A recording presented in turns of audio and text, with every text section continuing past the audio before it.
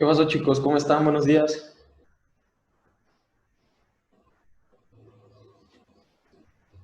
Buenos días, chef. Buenos días, chef.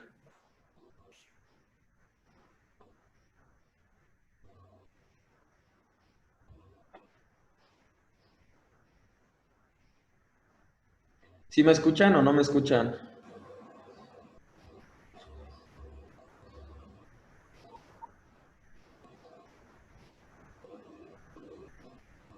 Sí, chef.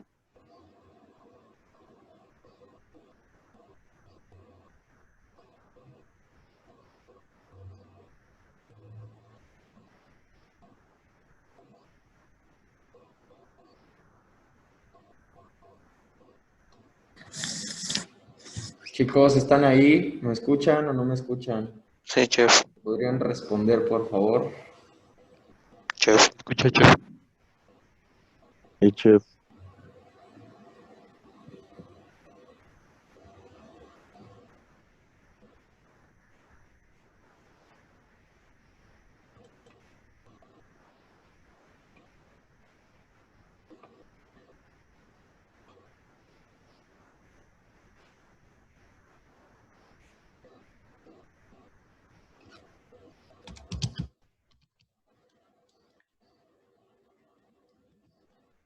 No, yo no los escucho. No sé por qué.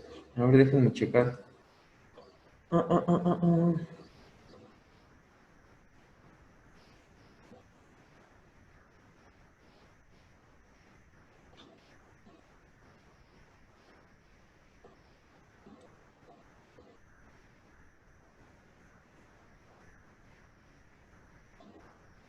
Mm, mm, mm, mm, mm, mm.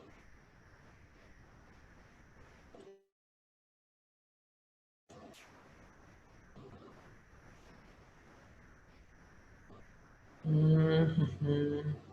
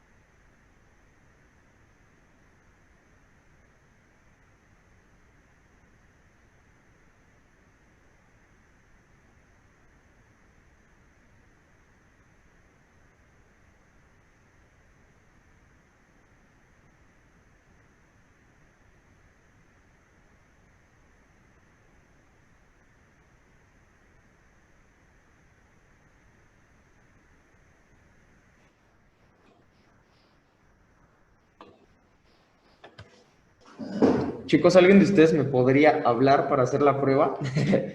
Es que no sé por qué no se escucha nada. Aló, aló, aló, aló, chef. No, pues no. ¿Quién sabe qué onda? Bueno. Cualquier cosa me escriben por el chat, ¿sale? Vamos a empezar. Es un poquito tarde, pero bueno, vamos a empezar, ¿sale?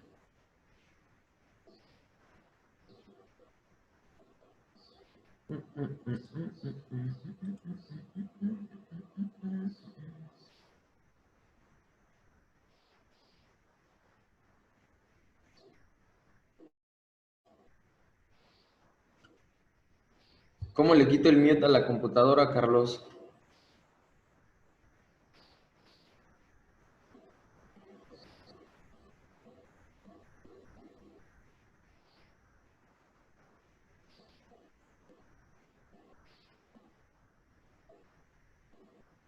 Pues no lo tiene, dice altavoces al 100%. Entonces no sé qué onda.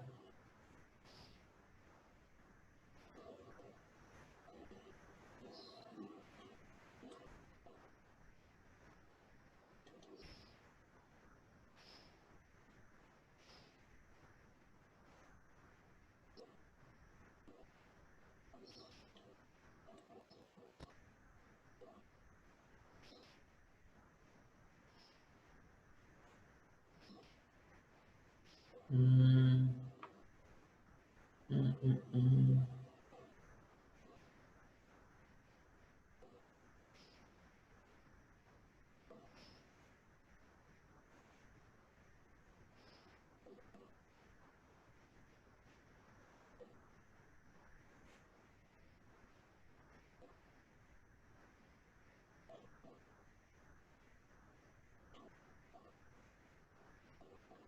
Pues quién sabe.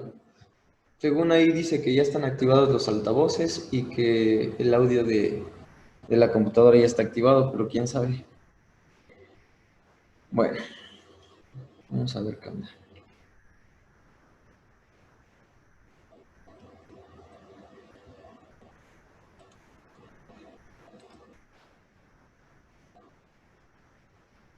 Pam, pam, pam, pam, pam, pam, pam.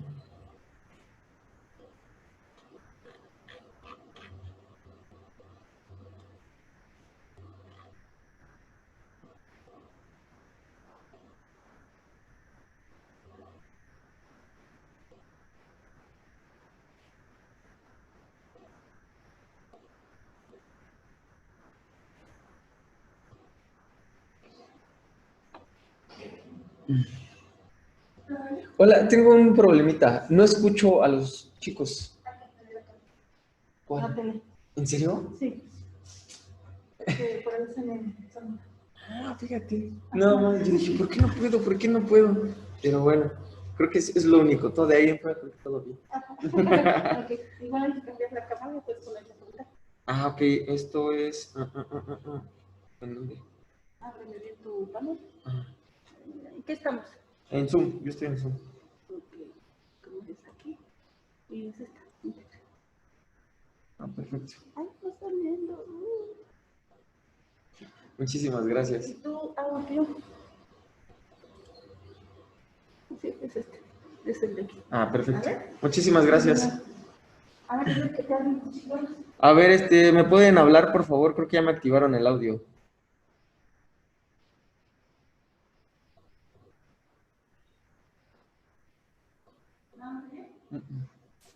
Hola, hola, hola.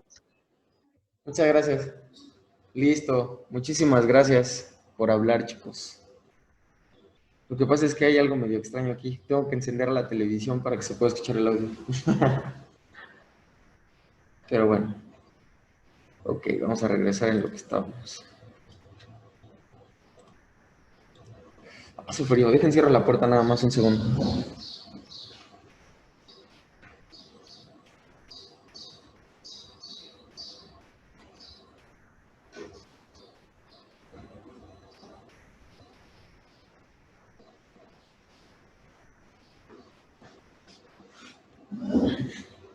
Ahora sí. Me voy a quitar esta cosa ahorita. Muy bien.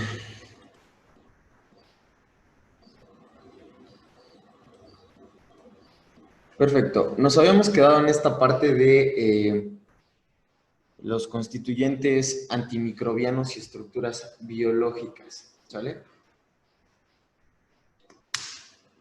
Vamos a ir entrando poco a poco ya en este rollo. Bien, entonces tenemos que la estabilidad de ciertos alimentos frente al ataque microbiano se debe a la presencia de los mismos de determinadas sustancias que han demostrado poseer actividades antimicrobianas. La cubierta de algunos alimentos proporciona una excelente protección contra la entrada y subsiguiente ataque de microorganismos productores de alteraciones. Estructuras de este tipo son las membranas tetáceas de las semillas, la cubierta externa de los frutos, la cáscara de las nueces, la piel de los animales, la cáscara de los huevos.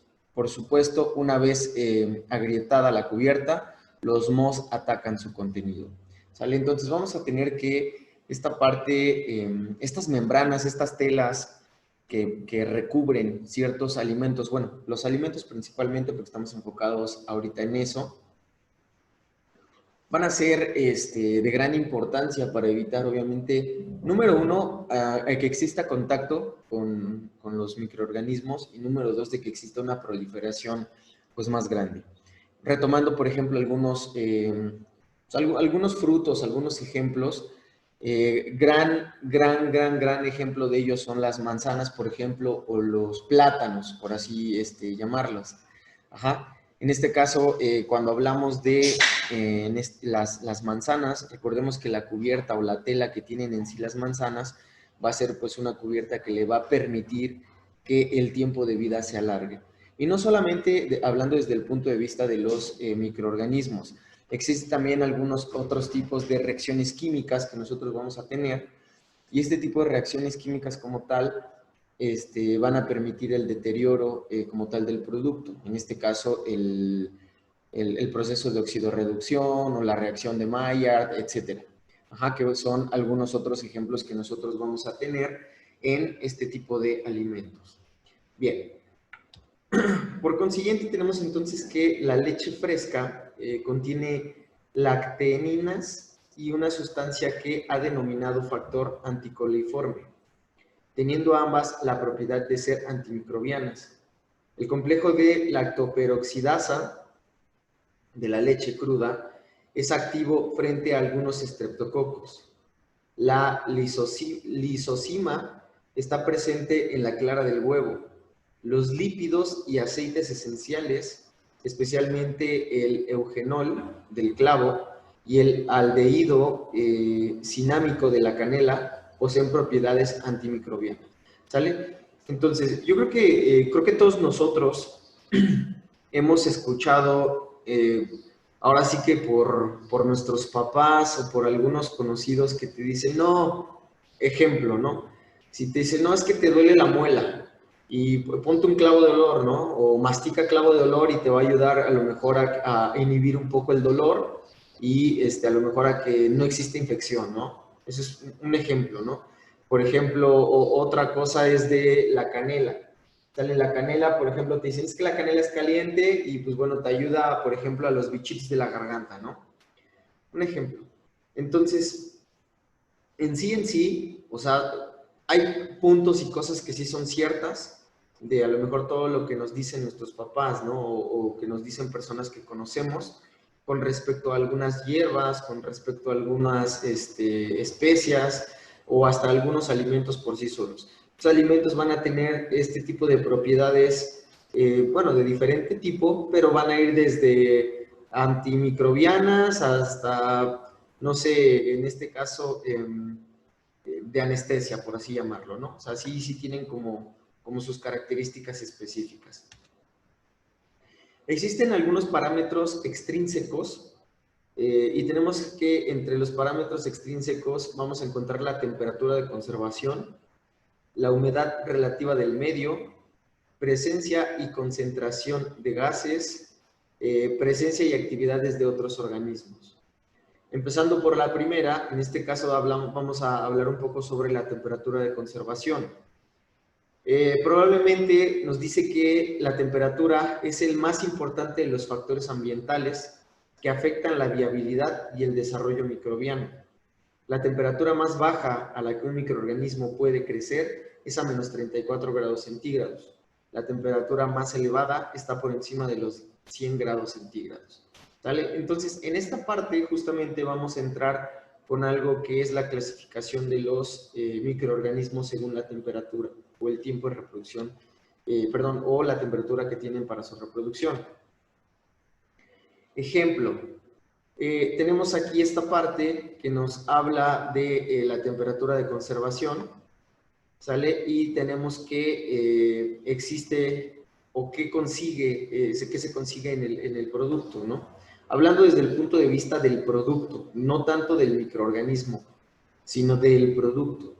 Entonces vamos a tener que a una temperatura de conservación de entre menos 4 grados, más menos 7 grados centígrados, o bueno, menos 7 grados centígrados, se puede inhibir la proliferación de microorganismos patógenos peligrosos para la salud, los cuales podrían generar enfermedades, en este caso infecciones o intoxicaciones. ¿sale? Desde el punto, bueno, hablando de este rango de temperatura, entre -4 y -7 grados. Luego tenemos que más o menos o alrededor de -10 grados centígrados se puede inhibir la proliferación de microorganismos alterantes, es decir, los responsables de la degradación de los alimentos. Luego, a una temperatura de más o menos -18 grados, se pueden inhibir las reacciones químicas o enzimáticas responsables del deterioro de los alimentos. ¿Sale? Aquí vamos a tener que hay una gran diferencia, bueno, lo vamos a ir viendo un poquito más adelante, porque, por ejemplo, entre más o menos 10 grados centígrados, tenemos que es la inhibición de la proliferación de microorganismos alterantes, ¿sale? Es decir, existen microorganismos que son alterantes en el producto y ayudan a la degradación del mismo. Pero, por otro lado, hablando de la temperatura de más o menos 18 grados centígrados, nos habla que se pueden inhibir reacciones químicas o enzimáticas responsables del deterioro de los alimentos. Por una parte tenemos la parte de degradación y por otro lado tenemos la parte de deterioro, que quizá pueden sonar iguales, pero sí son un tanto distintas. Más adelante vamos a ir viendo cuál es la diferencia que existe y debido a qué, ¿sale? Luego tenemos esta parte de más o menos menos 70 grados centígrados. Se pueden anular todas las reacciones enzimáticas. Teóricamente a esta temperatura los alimentos se conservan indefinidamente, ¿sale? Entonces sí existen temperaturas a las cuales nosotros vamos a poder, vamos a poder inhibir por completo los microorganismos, pero pues bueno, ya estamos hablando de temperaturas muy, muy, muy bajas. Por otro lado, tenemos que cualquier temperatura por encima de la máxima de crecimiento de un determinado microorganismo resulta letal para sí mismo o para el mismo. Pero esto depende de la termoresistencia. Atendiendo a la temperatura de los microorganismos, se van a clasificar de la siguiente forma. Vamos a tener que existen microorganismos termófilos, o bueno, en este caso, sí, microorganismos termófilos, los cuales van a crecer entre los 40 y los 90 grados centígrados. Su temperatura óptima de crecimiento es entre los 55 y los 75 grados. Por otro lado, tenemos microorganismos mesófilos. Estos microorganismos mesófilos van a crecer entre una temperatura de 5 a 47 grados y su temperatura óptima es entre los 30 y los 45. Los psicrofilas o psicrofilos están entre los 5 a los 20 grados y su temperatura óptima de crecimiento es de 12 a 15 grados centígrados. Y posteriormente tenemos los psicrótrofos o psicrótrofas, que son, su crecimiento va entre los 5 a los 35 grados, mientras que su temperatura óptima va a ser entre los 25 y los 30 grados centígrados. ¿Sale? Posteriormente, hablando ya un poquito más sobre estos, tenemos que los microorganismos termófilos son aquellos tolerantes a temperaturas por arriba de los 55 grados. Crecen bien a los 45 y por encima de estas temperaturas son óptimas entre los 55 y los 65. La mayor parte de las bacterias termófilas están incluidas en los géneros Bacillus y Clostridium, aunque son pocas las especies termófilas de estos géneros, pero tienen gran interés por la incidencia de estos en la industria de la conserva. ¿Sale? Entonces, vamos a tener que, hablando principalmente de este tipo de microorganismos, y justamente como se menciona aquí, hablando de algunos organismos de conservación, o que se desarrollan en ciertos medios de conservación, vamos a tener que son aquellos que se van a desarrollar, bueno, obviamente las temperaturas óptimas ya las mencionamos, pero por ejemplo vamos a tener los bacilos, por ejemplo los lactobacilos, vamos a tener por ejemplo también los Clostridium. Los Clostridium son aquellos que se van a desarrollar principalmente en algunos alimentos como es el puerco, Ajá, y también en algunos alimentos como son los productos enlatados. Recordemos que ciertas características que tienen los productos enlatados son los que van a permitir el desarrollo justamente del Clostridium. Obviamente hay distintas variedades, pero bueno, esos son por solo mencionar algunos ejemplos. Luego tenemos microorganismos mesófilos. Para estos microorganismos mesófilos, nos dice que crecen en intervalos de entre 20 a 45 grados, con temperaturas óptimas de entre 30 y 40. Hay un gran grupo de bacterias que se encuentran en este grupo.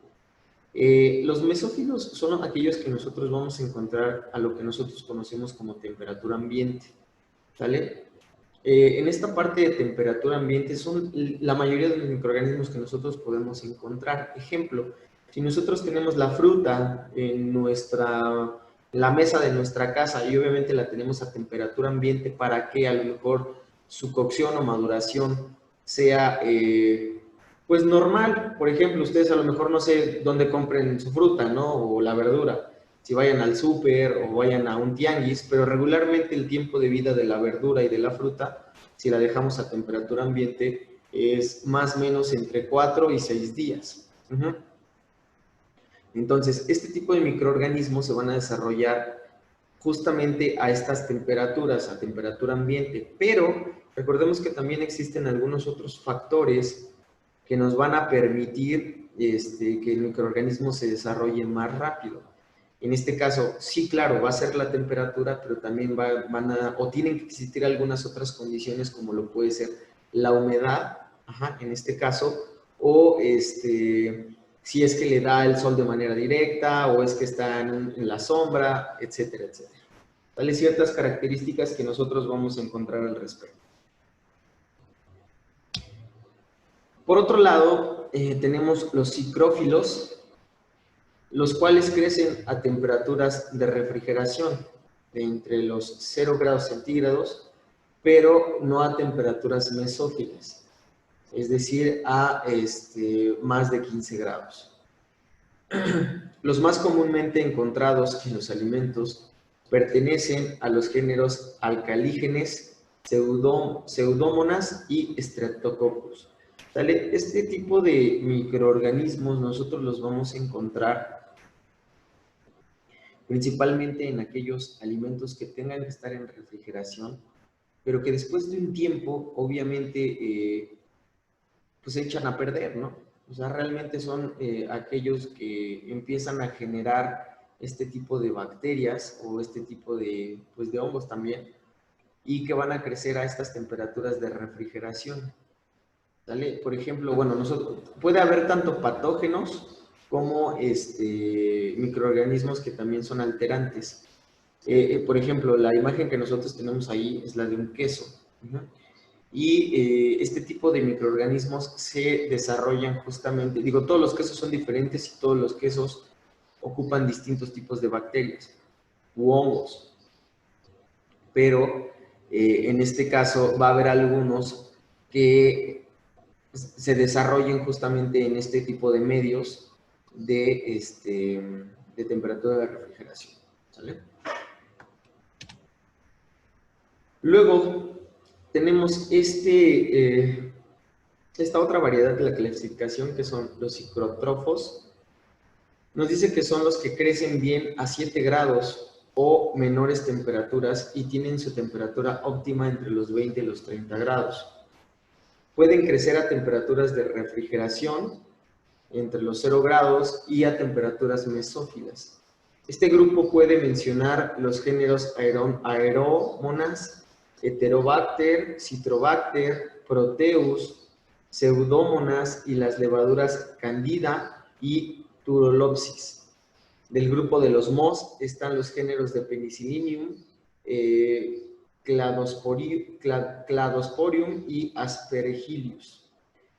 ¿Sale? Entonces vamos a tener que los psicrótrofos tienen un rango de temperatura todavía más amplio que los anteriores. De hecho, dentro de los rangos de temperatura en los que se encuentran estos, se encuentran también los mesófilos. ¿Sale? Entonces, la variedad que existe de los ciclotrófos o de organismos ciclotrófos que se van a desarrollar es mucho más grande que los antes mencionados, ¿vale? Ya que se pueden desarrollar tanto a temperaturas ambiente como a temperaturas de refrigeración. Y finalmente tenemos los termótrofos. Los termótrofos son aquellos que son tolerantes a los 45 grados y también a los 35, ¿sale? Hasta ahí. En este caso con los termótrofos. No tienen como más características específicas, sino es como un grupo más cerrado.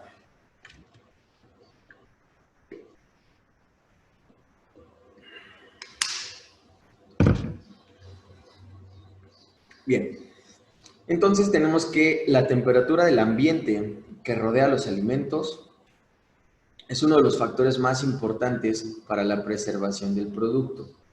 Atendiendo a esto, tendremos que la temperatura de almacenamiento de hortalizas es de 10 grados, mientras que para carnes tiene que ser menor a los 7 grados.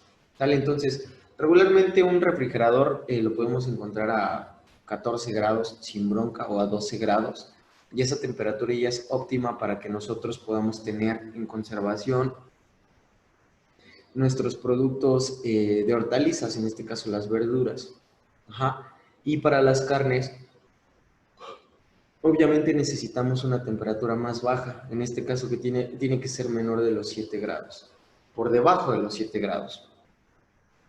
Un alimento cocido y que no se va a consumir en el momento, se debe mantener a una temperatura de más o menos 57 grados hasta el momento de ser consumido, ya que puede ser un vehículo de crecimiento bacteriano por abuso de temperatura. La práctica de mantener los alimentos a temperatura adecuada pretende mantener la calidad inocua microbiológica. Después de la cocción, se debe proteger la contaminación de los alimentos listos para el consumo, ya que el producto no tendrá otro paso que reproduzca o elimine las bacterias. ¿Sale? A final de cuentas, vamos a tener que la temperatura va a ser un factor tanto bueno como malo. ¿Sale? Por un lado, conociendo las temperaturas adecuadas, tenemos que es un buen factor para que nosotros podamos evitar la proliferación, en este caso de los microorganismos.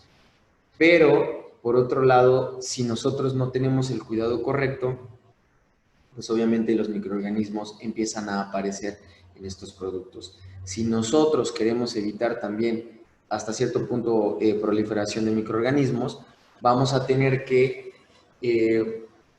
existen temperaturas donde nosotros podemos eliminar ciertos microorganismos y asegurar la inocuidad microbiológica como tal del producto.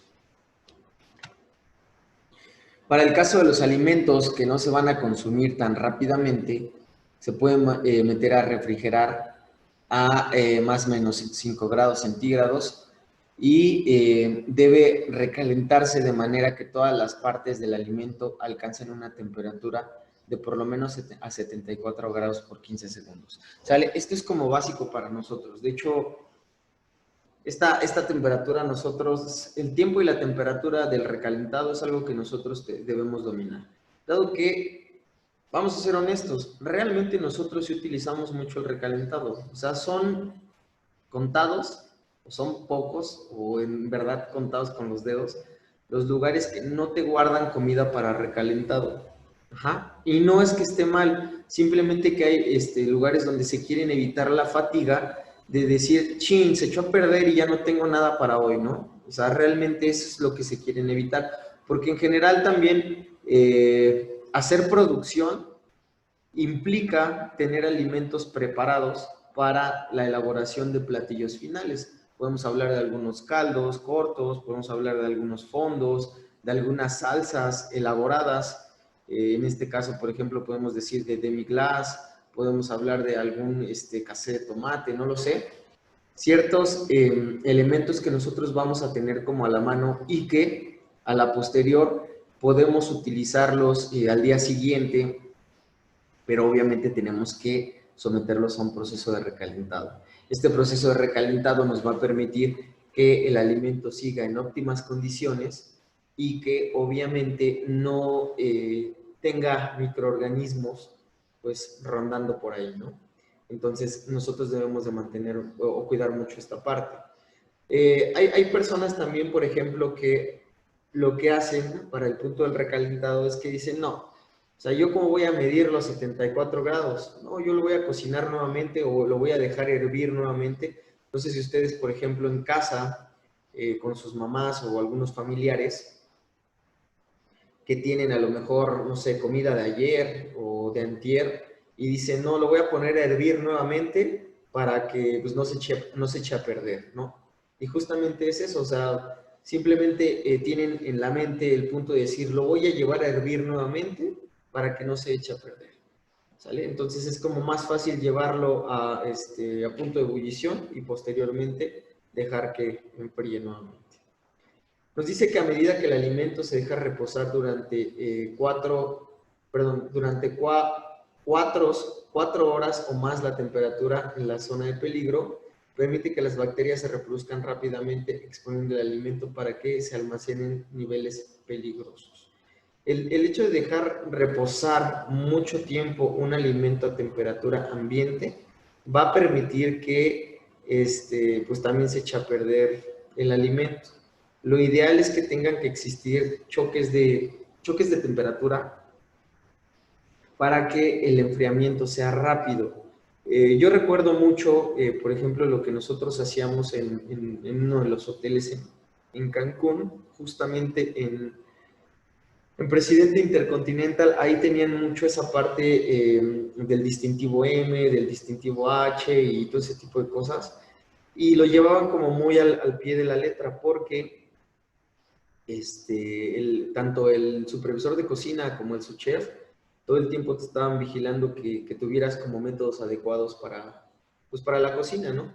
Y justamente uno de esos métodos adecuados era el enfriamiento o el choque térmico. Por ejemplo, cuando nos tocaba estar en desayunos, el desayuno terminaba a no recuerdo si a las 10 o a las 11 de la mañana terminaba el desayuno, y ya de ahí, obviamente, pues a veces sobraba caldo, o a veces sobraban sopas o algo por el estilo, ¿no? Que hubiera por ahí caldo tlalpeño, cositas de ese tipo. Lo que hacíamos o lo que teníamos que hacer, que era el momento que desmontábamos las líneas y metíamos todo a cocina fría, todo este tipo de alimentos que se había mantenido caliente todo el tiempo, literal teníamos que hacer el choque térmico para enfriarlo. O sea, el choque térmico literal llenábamos las tarjas o las tinas de hielo con agua y literal así fueran, no sé, se me ocurren 10 litros, pues los 10 litros los teníamos que enfriar y ahí pues, estarle moviendo para que el choque térmico fuera más rápido, etcétera, y obviamente para que no se echaran a perder los alimentos. Esa era una de las tantas técnicas que aplicábamos dentro de ese hotel, ¿sale? Pero bueno, para continuar tenemos que la humedad relativa, RH, del medio ambiente, hablando ya específicamente ya de otro punto, tenemos que la humedad relativa del medio en que se realiza el almacenamiento es muy importante, tanto desde el punto de vista del AW, que es la cantidad de agua en el interior de los alimentos, como desde el crecimiento de los organismos en las superficies. Cuando el AW de un alimento es de 0.6 o del 60%, es importante almacenarlo en condiciones que no le permitan recuperar humedad a partir del aire, pues si no se hace así, aumentaría su propio AW superficial y subsuperficial hasta un nivel compatible con la proliferación microbiana. ¿Sale? Entonces vamos a tener que la parte de la humedad relativa también es un superfactor, de verdad es un factor muy importante. Y justamente esta parte de la humedad relativa la vemos en las zonas de playa. Por ejemplo, nosotros que estamos aquí en zona centro tenemos como una humedad promedio, ¿sale? Esta humedad promedio nosotros la vamos a encontrar entre el, no sé, se me ocurre entre el 35% de humedad. O sea, estamos como, no estamos ni muy, ni tan, porque tampoco estamos ni en la montaña, pero tampoco estamos al nivel del mar. ¿Sale? Entonces tenemos como temperatura templada o temperatura óptima para que se puedan desarrollar pues muchas cosas. Pero en este caso, la humedad relativa que nosotros vamos a encontrar justamente en la zona en que vivimos, nos va a permitir que los alimentos puedan estar a temperatura ambiente y puedan aguantar más tiempo. Pero ¿qué pasa, por ejemplo, en las zonas de playa? Justamente ese es un gran problema. La humedad relativa que nosotros encontramos en las zonas de playa o a nivel del mar va a ser uno de los factores más importantes para la proliferación de los microorganismos. Por ejemplo, si ustedes van a cualquier zona de playa, hablemos de, no sé, Veracruz, Acapulco, la zona que sea, si ustedes van, por ejemplo, a vacacionar o tienen familia por allá, si ustedes dejan, vamos a suponer, si ustedes parten un aguacate, y ese aguacate ustedes lo dejan partido sobre la mesa, ¿qué va a suceder? Lo que va a suceder es que, por ejemplo, a comparación de la zona centro en la que estamos ahorita, este aguacate así partido puede permanecer en la mesa, no sé, un lapso de, ¿qué les gusta? 3 días, 2 o 3 días aproximadamente, obviamente con ciertas características que le van a permitir que el aguacate se ponga negrito, que se vaya haciendo un poco más pequeño, que se vaya chupando, etcétera, etcétera. Pero ¿qué va a suceder, por ejemplo, si lo pones, si ese mismo aguacate lo dejas en una zona de nivel del mar sobre la mesa? Obviamente lo primero que va a pasar es que le van a aparecer hongos. O sea, yo creo que al primer día o al segundo día de que el aguacate ya está en la mesa, el aguacate obviamente se va a ver igual, un poco prietillo, pero va a tener también ahí ciertas características con la aparición de microorganismos importantes. ¿Sale? Entonces, hay que tomar en cuenta que esta parte de la humedad juega un papel importantísimo al momento de la proliferación de microorganismos. Es por eso que los almacenes de secos se recomienda que el nivel de humedad o la humedad relativa que se encuentra dentro de estos almacenes, pues sea baja. ¿Por qué? Porque si es alta, a pesar de que nosotros nos encontramos en zona centro, hay ciertos lugares o ciertas bodegas que guardan humedad. Y eso a lo mejor tiene que ver con que posiblemente les pega un poco el sol o a lo mejor ahí pasan tuberías de agua, o sea, ciertas características que hacen que la humedad se eleve. Y obviamente al elevarse esa humedad, pues va a haber muchos microorganismos en esos lugares. Y vuelvo a lo mismo, es por eso que justamente los almacenes de secos tienen que estar, o bueno, deben de tener como una humedad controlada para que no exista este tipo de cosas.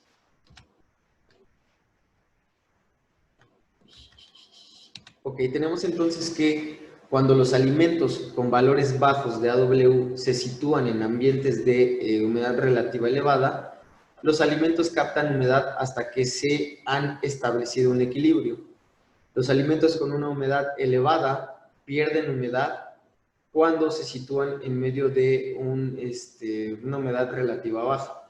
En general, cuanto más elevada es la temperatura, tanto más bajo es la humedad relativa y viceversa. ¿Sale? O sea, aquí hay también diferentes características que vamos a encontrar. Por ejemplo, en el caso de las nueces, si nosotros tenemos las nueces en un lugar con humedad alta, pues van a absorber humedad. ¿Vale? Bueno, vamos a dejar hasta aquí este punto ahorita y los veo de regreso pues en 10 minutitos, ¿vale? 10 minutitos los veo de regreso. No, vamos a darle 7 minutos, porque si no vamos a terminar tarde. 7 minutos los veo de regreso, ¿sale? Los veo de regreso 7:57.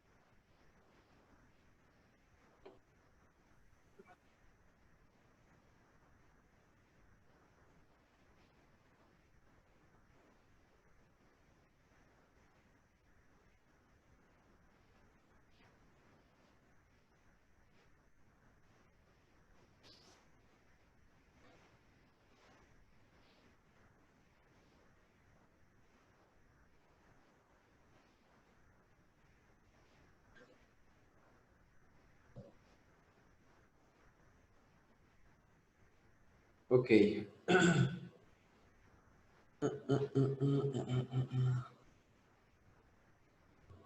Bien. Entonces estábamos hablando de esta parte de la humedad relativa. Retomando esta diapositiva, tenemos que entonces, cuando los alimentos con valores bajos de AW se sitúan en ambientes de humedad relativa elevada, los alimentos captan humedad hasta que se han establecido en un equilibrio.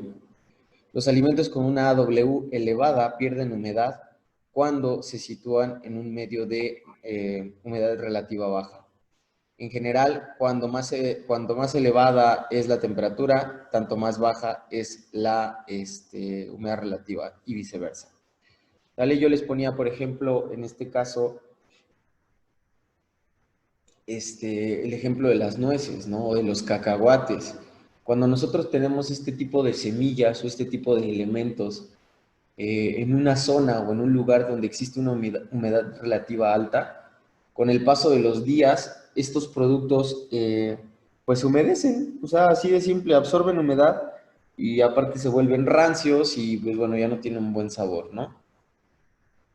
Lo mismo pasa, por ejemplo, en el caso, bueno, otro ejemplo de este tipo es si nosotros hablamos de otro alimento, pero con alimentos de una humedad elevada, de una cantidad de agua elevada y los metes o los pones en un medio de humedad relativa baja, pues va a pasar lo contrario. Claro ejemplo de esto, por ejemplo, son las uvas pasas, o la ciruela pasa, que tienen por su naturaleza tienen una humedad relativa pues alta, pero cuando las pones en el almacén de secos, si las dejas igual bastante tiempo, pues estas se hacen más duras, ¿no? O se secan más. ¿Por qué? Porque justamente pues baja su nivel de humedad con respecto a la humedad relativa que se encuentra en el ambiente de ese espacio. ¿Sale? Y así, bueno, así es como funciona, ¿no? Tenemos entonces que también hay otros factores, en este caso como la presencia y concentración de gases en el ambiente, donde nos dice que las bacterias presentan una respuesta amplia y variable al oxígeno libre. Y sobre esta base se dividen en 4 grupos. Tenemos el primero, que son las bacterias aerobias, que van a ser aquellas bacterias que se desarrollan en presencia de oxígeno libre. Tenemos las bacterias anaerobias, que son aquellas bacterias que se desarrollan en ausencia de oxígeno libre. ¿Sale? Y tenemos también las anaerobias facultativas, que son aquellas que se desarrollan o aquellas bacterias que se desarrollan tanto en ausencia como en presencia de oxígeno libre. Y finalmente tenemos las bacterias microaerófilas, que son bacterias que crecen en presencia de pequeñísimas cantidades de oxígeno libre. Tenemos entonces que algunas bacterias tienen la facultad de crecer en condiciones aeróbicas y anaeróbicas. Casi todos los mohos y levaduras encontrados en el interior o en la superficie de los alimentos son aeróbicos, aunque unos pocos tienden a ser anaeróbicos facultativos. El CO2 se usa para controlar los microorganismos en los alimentos. De ahí que muchas industrias lo utilicen en la etapa de envasado. Muchas enzimas, especialmente las de anaerobios estrictos, son rápidamente e irreversiblemente desnaturalizadas por la exposición con O2. Un ejemplo notable es la nitrogenasa, enzima responsable de la fijación de nitrógeno. ¿Sale? Entonces vamos a tener que existen ciertos elementos que nos van a permitir la inhibición o el no crecimiento de algunos microorganismos para controlarlos. En este caso, como se menciona ya, el CO2 es uno de estos pues, elementos que se utilizan justamente para controlar a los microorganismos y que no se proliferen. Mientras que, por otro lado, también el desarrollo enzimático, o en este caso el deterioro enzimático, va a ser un factor para que también se reproduzcan los microorganismos. Si nosotros también frenamos desde ciertos aspectos el deterioro enzimático, esto nos va a permitir que igual el microorganismo no se prolifere o no se desarrolle. ¿Sale? En este caso, la exposición al O2, en este caso que es el oxígeno.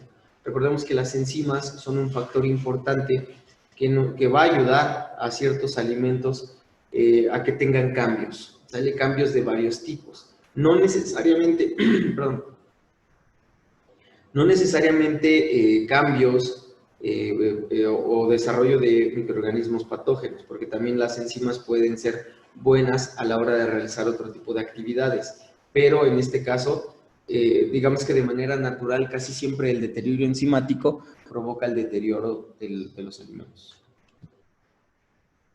Ok, entonces, ¿cuáles son los principales microorganismos en los alimentos? ¿Sale? Vamos a delimitarlos. Tenemos que generalmente, cuando hablamos de calidad de un alimento, debemos considerar el aspecto microbiológico que resulta fundamental, porque influye en la conservación y en la vida útil del producto. Pero además, porque los microorganismos pueden ser causantes de enfermedades conocidas como enfermedades transmitidas por los alimentos, en este caso que son las ETAs, o cuyas siglas en inglés que son FBI, que significan Foodborne Illness, ¿sale? Entonces, de tal manera que para garantizar la inocuidad del alimento, se requiere la determinación de criterios para los microorganismos patógenos y o toxinas, y en algunos casos, la utilización de microorganismos indicadores, es decir, relacionados con la presencia de un patógeno.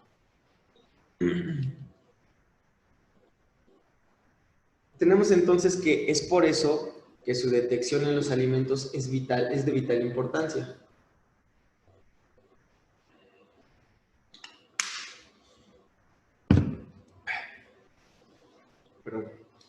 Aunque esto en laboratorio puede ser muy complicado. En ocasiones muy lento o bien muy costoso. Por otro lado, se puede dar el caso que no se detecte por las condiciones del clima o por la cantidad de individuos que están contaminando, lo que implicaría que no podrían tomarse medidas a tiempo. Entonces, es necesario conocer las normas microbiológicas en materia de alimentos, quienes establecen la calidad de la microbiología, la calidad microbiológica en términos de ciertos microorganismos que advierten oportunamente de un manejo inadecuado o contaminación que incrementa el riesgo de pertenencia de patógenos en los alimentos.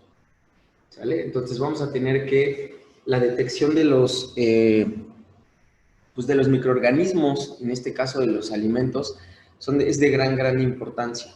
¿Sale? Creo que el hecho de que exista una oportuna determinación de este tipo o detección de este tipo de microorganismos, pues va a ser vital para que también se puedan evitar ciertas enfermedades, que puedan afectar directamente a los consumidores, ¿no? En este caso tenemos que los microorganismos indicadores tienen la ventaja de que su detección puede resultar adecuada desde un enfoque de prevención de riesgo, indicando un manejo inadecuado o presencia de contaminación. También su detección puede resultar más sencilla, rápida y económica, pudiendo brindar información de manera oportuna. Los microorganismos indicadores pueden dividirse en dos grupos indicadores de condiciones de manejo o de eficiencia de proceso que incluyen lo siguiente. ¿Sale? En este caso tenemos los mesófilos aerobios, o que es una cuenta total. ¿A qué se refiere con cuenta total? A que literalmente cuando se reproducen estos microorganismos se pueden contar. ¿Sale? Se pueden contar las cepas y se puede contar el número de microorganismos que se encuentran dentro del producto. Por otro lado tenemos los hongos y las levaduras y los coliformes totales. También existen algunos indicadores de contaminación fecal. En este caso los indicadores son los coliformes fecales, el E. coli, el esterococo y el C. perfringens. ¿Sale? Estos microorganismos como tal, indicadores, son los que nos van a permitir darnos cuenta que algo no está bien en el alimento. O sea, el hecho de que existan este tipo de indicadores no quiere decir que, ¿cómo les explico? No nos va a garantizar a ciencia cierta qué es lo que estamos o qué es lo que está sucediendo dentro del producto, si el microorganismo en verdad lo está dañando o no. En este caso, este tipo de microorganismos indicadores lo único que van a hacer es decirte, ok, estate alerta porque hay algo que no está bien en el producto, ¿sale? Hay algo que me indica o que me está diciendo que el producto no se encuentra como en óptimas condiciones. Y la referencia es justamente estos indicadores o estos nombres que se les da a este tipo de productos. De microorganismos, que en este caso son mesófilos aerobios, hongos y levaduras, coliformes totales, coliformes fecales, E. coli, esterococos y C. perfringens. Bien, entonces tenemos que los microorganismos relacionados con los alimentos se agrupan en tres clases dependiendo del riesgo que implique. En este caso vamos a tener tres grupos importantes, ¿sale? Vamos a tener el grupo número 1, que en este grupo corresponde a los microorganismos que no implican riesgo para la salud, pero sí para la vida útil del producto. Número 2, tenemos los grupos que incluyen microorganismos de riesgo indirecto bajo, es decir, los indicadores. Y número 3, que son aquellos que se incorporan en microorganismos de riesgo directos para la salud, en este caso los microorganismos patógenos. ¿Vale? Dentro de esta parte del grupo 1, dentro de esta parte del grupo 1, de los microorganismos que corresponden a o que no corresponden riesgo para la salud, son aquellos microorganismos que apenas se van a empezar a proliferar dentro del producto. O sea, son aquellos que apenas se empiezan a detectar en el producto y empiezan a deteriorar la vida útil del mismo. O sea, que tú te das cuenta, no sé, se me ocurre ahorita no sé,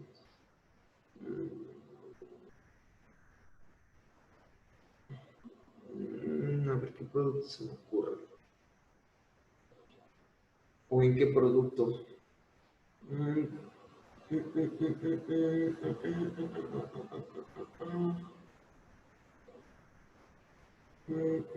Por ejemplo, retomando lo que les dije hace ratito de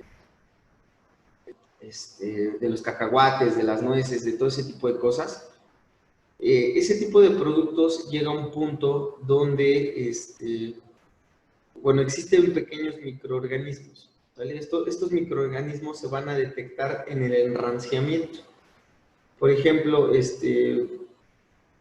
después de cierto tiempo o cierta proliferación de microorganismos, vamos a encontrar que en el caso de las nueces, en el caso de los cacahuates, en el caso de, no sé, de las pepitas, por así llamarlo, número uno, vamos a encontrar el enranciamiento. Y el enranciamiento obviamente es la afección del tiempo de vida del producto. Y obviamente la alteración en algunos puntos, lo que es el sabor, la textura, entre algunas otras cosas, ¿vale? Y como tal, si nosotros lo consumimos, pues bueno, no nos va a pasar nada, únicamente vamos a distinguir que el sabor ya no es bueno, que ya no está en óptimas condiciones el producto, pero en general no nos va a pasar nada. Pero sin en cambio, ya entrando en las partes del grupo 2 y del grupo 3, vamos a tener que existen microorganismos indicadores, que es lo que hablábamos hace un momento, y microorganismos patógenos, que son los que nos van a causar grandes enfermedades en el estómago. Tenemos que, bajo un enfoque preventivo, la selección de indicadores en un alimento depende fundamentalmente de los riesgos implicados y de lo que se requiere saber para ¿estoy grabando? Sí. Perdón. De lo que se requiere saber para liberar, controlar y mejorar el alimento. El análisis microbiológico de alimentos para la búsqueda de estos microorganismos se suelen utilizar técnicas que permiten evaluar lo siguiente. Primero, la calidad de la materia prima y los problemas de almacenamiento, el abuso de temperaturas y la vida útil. En este caso, lo que es el recuento de aerobios mesófilos, ¿sale? Ahí, por ejemplo, la imagen lo que nos da es como existe una multiplicación elevada de los mismos. Por lo tanto, es como un ejemplo de microorganismos mesófilos, que son los que vamos a encontrar para el recuento. Otros factores importantes que nosotros vamos a encontrar es, por ejemplo, el potencial de contaminación fecal o posible presencia de patógenos. En este caso, la detección de Escherichia coli o coliformes fecales, que van a ser como de los contaminantes más comunes que nosotros vamos a encontrar, y obviamente pues existen muchas variedades, entre algunas de ellas pues sí hay variedades como muy no tóxicas, pero sí muy contaminantes, que nos van a causar como muchísimas enfermedades. Luego tenemos la contaminación por manipulación humana.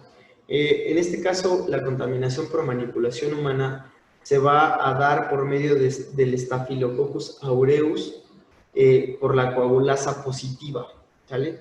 Entonces, ahora sí que sí hay una bacteria específica o microorganismo específico que va a entrar a partir de la contaminación por la manipulación humana. Luego tenemos la contaminación post-tratamiento térmico. En este caso vamos a encontrar los coliformes, vamos a encontrar las heterobacterias, los Staphylococcus aureus, la coagulasa positiva y el Streptococcus fecalis. Luego tenemos la parte de productos metabólicos de patógenos que indican un peligro para la salud. En este caso vamos a encontrar las termonucleasas o la termonucleasa. Muy bien, es bueno resaltar que las acciones alternativas más frecuentes que tienen lugares de los alimentos, que tienen lugar en los alimentos por acción de microorganismos son los siguientes. Nos dice aquí que las reacciones alternativas más frecuentes que tienen lugar en los alimentos son las siguientes. ¿A qué se refiere con esta parte de reacciones alternativas? Son todas esas acciones que van a surgir a partir del deterioro, por ejemplo, de algunas características de los alimentos, o en su defecto por el contacto o la combinación de algunos elementos, tanto de los alimentos como elementos añadidos, y nos van a dar diferentes cosas. ¿Sale? Vamos a empezar con el primerito que es hidrólisis, ¿sale? En este caso vamos a decir que la hidrólisis, perdón, es se puede llevar a cabo o se puede aplicar tanto en la pectina, en los almidones, en la celulosa y las hidrólisis de las proteínas, ¿sale? Tenemos entonces que el proceso de los alimentos utilizando la hidrolización es de origen netamente biológico. Para lograr que ocurra, se requiere proporcionar una acción digestiva de bacterias. También existe la posibilidad de realizar la hidrolización bioquímica de los alimentos y para ello se requiere propiciar procesos enzimáticos o de origen químico, aplicando directamente ácidos o bases a los alimentos que se requieren hidrolizar. ¿Vale? Entonces vamos a tener que la hidrolización es un factor muy importante. Ahorita vamos a ver por qué. Tenemos entonces que la hidrolización es muy importante dentro de la industria alimentaria, ya que permite crear alimentos de cocción instantánea y también potenciar el sabor de los productos. Asimismo, la hidrólisis de alimentos también es utilizada en la industria para separar o extraer moléculas proteicas que afectan a la intolerancia existente de ciertos componentes. Otro de los usos populares de la hidrólisis de los alimentos es la producción de alimentos animales, ya que permite elevar las propiedades digestivas de ciertos productos procesados. Bien, por solo mencionar algunos ejemplos que tienen los alimentos hidrolizados, vamos a encontrar en este caso los cubos de consomé de pollo, en este caso el Nor Suiza o cualquier otros cubos que se encuentran en el mercado. Y al lado, por ejemplo, tenemos las famosas proteínas de las personas que hacen ejercicio, ¿sale? En este caso, las proteínas regularmente son de suero de leche y para que pueda existir este tipo de proteínas, digamos que se tienen que hidrolizar. Ajá, y entonces dentro de este proceso de hidrolización, pues vamos a obtener que se pueden separar las enzimas de los péptidos y bla, bla, bla, bla. Un segundito, que ahí puse un video, pero no sé si me lo vaya a abrir o no me lo vaya a abrir. Espérenme tantito.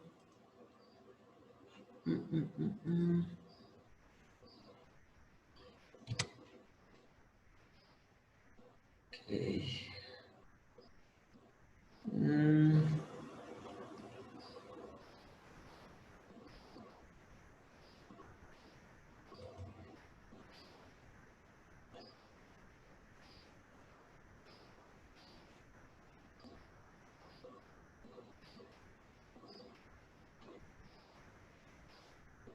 Ok. Perfecto.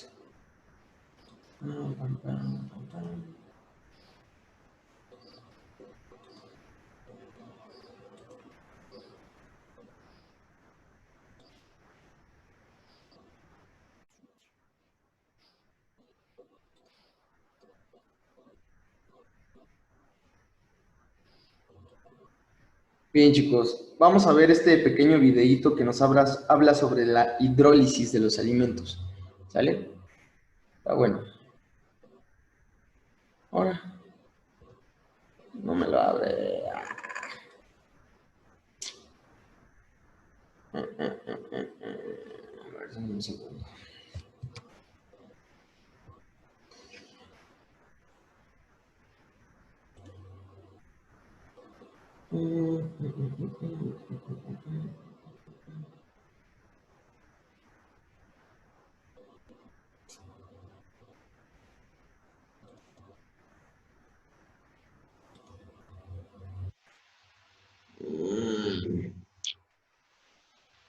Maldita sea.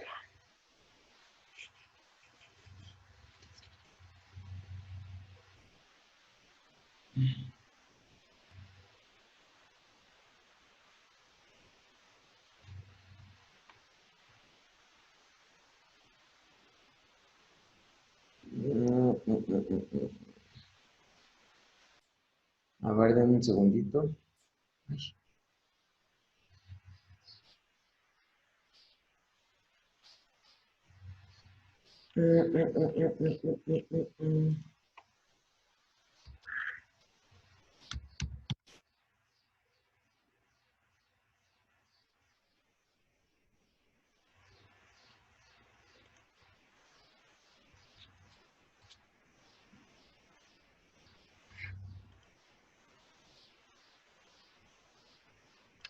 Hidrólisis.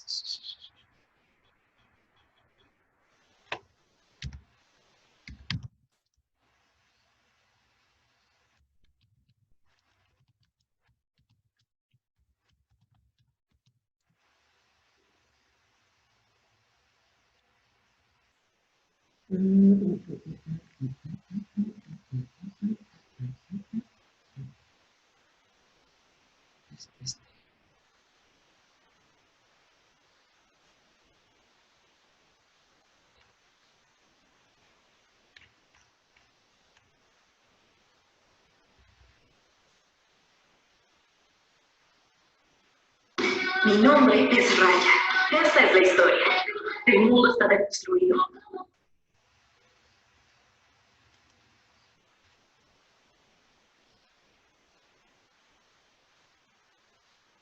Ok.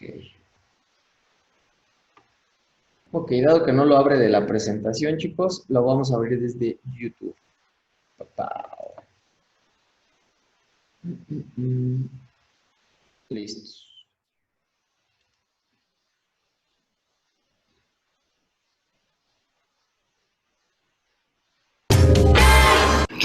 Hola, ¿qué tal? Hoy les voy a hablar sobre la hidrólisis del enlace glucosídico. En el video anterior vimos cómo se formaba un enlace de tipo glucosídico, que se realizaba entre el OH de un monosacárido y el OH de otro monosacárido, específicamente el enlace O-glucosídico. En el video anterior vimos cómo una molécula de agua salía de la reacción en donde se generaba el enlace glucosídico. Hidrólisis significa hidro es agua y lisis es romper, por lo que hidrólisis es romper por introducción de una molécula de agua. Y es muy lógico pensar que si una molécula de agua sale de la reacción cuando se forma el enlace, pues cuando una molécula de agua entre en el enlace, por así decirlo, este se va a romper. Y eso es hidrólisis. Ruptura del enlace. Lo primero es que la molécula de agua entra, por supuesto, en la reacción dentro del enlace para poderlo separar, para romperlo, aquí, justo aquí.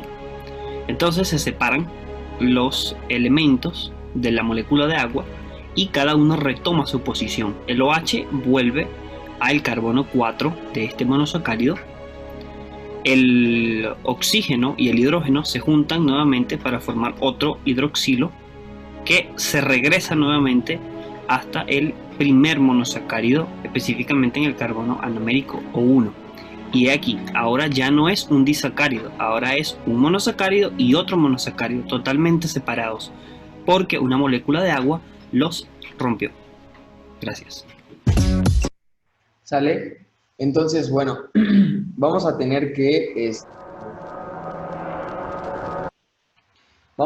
entonces, en este caso, cuando hablamos de la hidrólisis, vamos a tener que es la separación de las moléculas, ¿no? O sea, como tal como nos describieron en este pequeño video. Obviamente hay hidrólisis de muchos tipos, ¿sale? Hay hidrólisis de muchos tipos. Ahorita vamos a ver un ejemplo de la hidrólisis aplicada al huevo, ¿sale? Es un ejemplo muy interesante, la verdad. Pónganle un poquito de atención para que veamos de qué manera podemos hacer o de qué manera podemos afectar los alimentos desde el punto de vista químico. Bueno, hablando ya desde la tendencia en específico, como bien sabemos, existe ya esta tendencia desde hace bastante tiempo, que es como la parte de la cocina molecular, pero hay veces que se puede aplicar de una forma interesante, pero conlleva mucho pues, trabajo e investigación. ¿Sale? Vamos a ver este pequeño video que es de la hidrólisis del huevo. Teníamos la inquietud de hacer un producto nuevo, o sea, descubrir una cara nueva del huevo.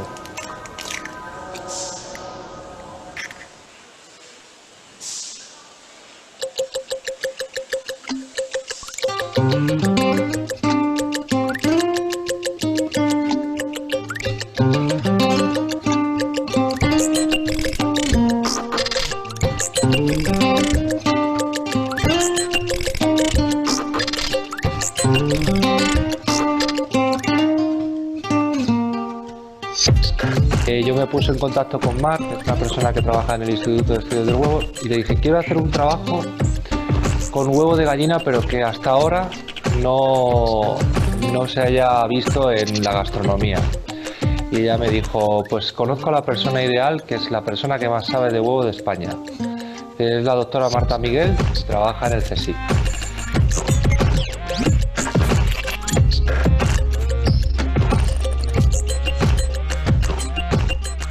Bueno, pues la idea de juntar científicos y cocineros pues surgió principalmente de Mario Sandoval. Él quería hacer algo con huevo, quería hacer algo novedoso con huevo, quería hacer algún plato especial con huevo, con un nuevo producto especial. Y yo le dije que yo podría darle ese producto especial. Que consiste en hidrolizar clara de huevo, y la hidrólisis consiste simplemente en añadir una enzima al sustrato, que en este caso es la clara del huevo. La enzima lo que hace es que rompe las proteínas de la clara de huevo en fragmentos más pequeños, y eso pues al final pues nos da nuevas texturas y nuevas actividades. Tiene bastantes ventajas. Por un lado, todos los productos que hemos desarrollado a partir de hidrolizados de clara de huevo no contienen grasa, porque la clara de huevo contiene únicamente en su composición proteínas, gran cantidad de proteínas de alta calidad y agua. Y tampoco contienen lactosa ni componentes o derivados lácteos en su composición.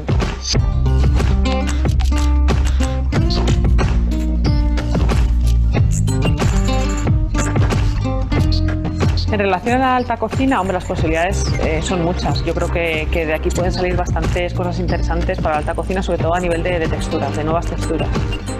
Estos péptidos que se forman, pequeños, que se cortan mediante la enzima, ¿vale? Se liberan de la proteína original, pueden tener otras actividades que pueden ser beneficiosas también para la salud.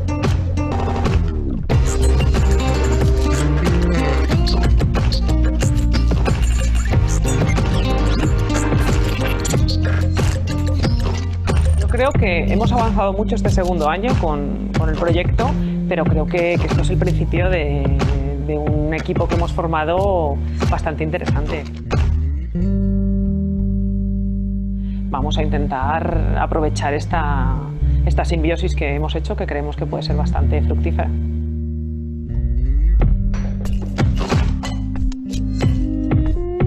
Ella me trajo el producto, pues se nos encendió la bombilla, ¿no? Y empezamos a trabajar en cocina, a trabajar con infusiones. En este trabajo de codo a codo, de mucho esfuerzo y de mucho tiempo y muchas horas, pues ella empieza a descubrir en el laboratorio que según el tratamiento que se le da al producto, podemos conseguir unas texturas diferentes. Pues vino la crema de limón, la espuma aireada, la cuajada, el queso, el flan, la crema pastelera, claro, ya nos volvimos locos. Esto se abre un camino importantísimo en la gastronomía mundial, sobre todo en la parte dulce para la repostería y en la parte salada. Ofrecemos un producto a la gastronomía que es más saludable y muy dinámico. Hemos dado sabor a una técnica que nos da, lo primero, originalidad, y lo segundo, una exclusividad de que solo lo puedes tomar ahora en concreto.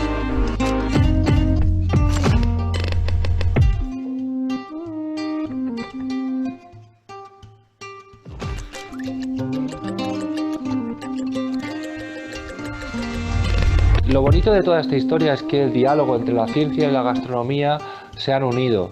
el producto que ella hace en el CSIC es amable en boca, ¿no? Es amable y aparte sorprendente.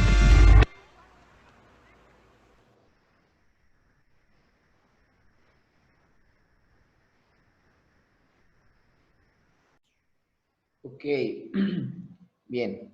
Si nos dimos cuenta en esa parte, pues es muy interesante en realidad todo lo que se viene manejando en cuanto a tendencias.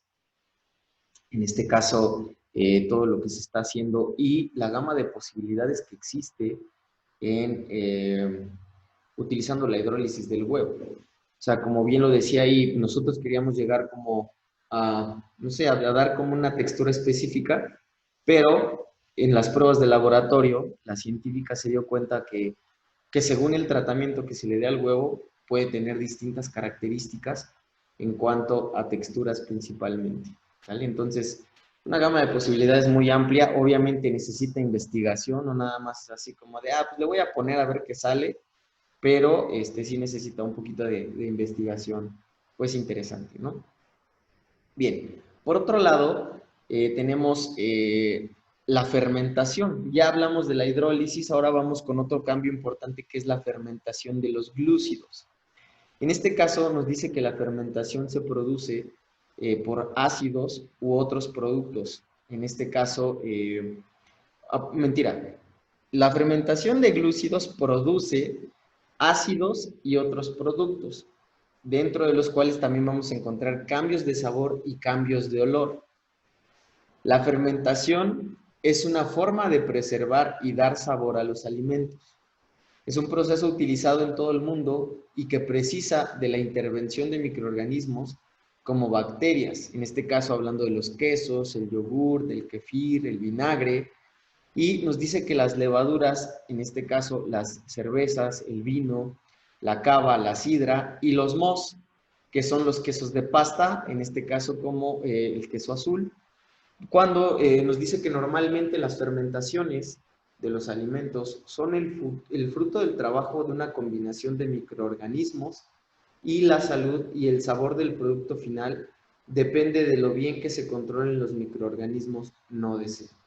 ¿Vale? Entonces, creo y siento que dentro del mundo de la gastronomía, la parte de las fermentaciones o las reacciones químicas que tienen que ver con las fermentaciones van a jugar un papel importantísimo para la creación de productos que conocemos hoy en día y quizá de nuevos productos en adelante.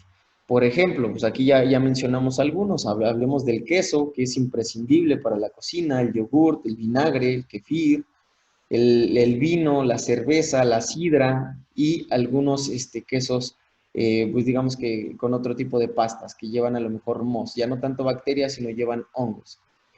Por solo mencionar algunos alimentos, ¿no? O sea, obviamente hay más alimentos todavía que se basan en la fermentación. Hablemos del pulque, hablemos a lo mejor de el tepache, por así llamarlo.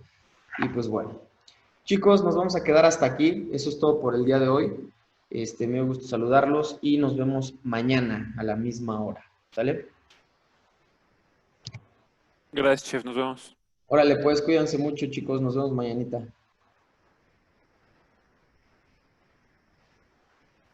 Gracias, chef.